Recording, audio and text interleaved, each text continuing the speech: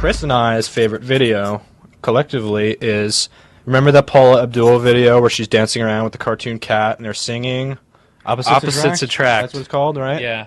And I think that's a fantastic video because, you know, the cartoon cat is like, he's the opposite of what Paula Abdul is, you know? But they attract somehow. And I just think that that's so beautiful. It was way ahead of its time, Yeah, too. yeah. Brilliant cinematography. Genius. Brilliant. Easy answer is the Beatles. I mean, they are my favorite band of all time. Yeah. And they aren't around anymore. That's correct. Not around. But, I don't know. Can we think of something cooler? Yeah.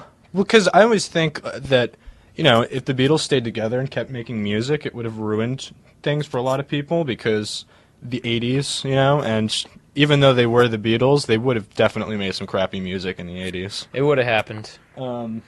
You know, it happened to the Stones. It happens to everyone who stays around and makes music in the 80s.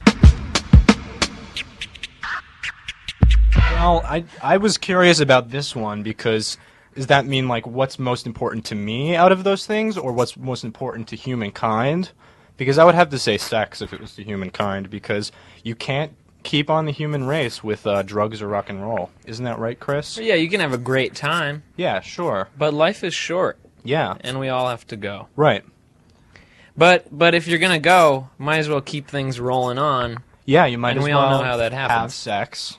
But what about drugs and rock and roll? They're all lonely without anybody. I know. This is one of those weird, like, universal paradoxes where you can't have one without the other. Yeah. You know? It's like sushi.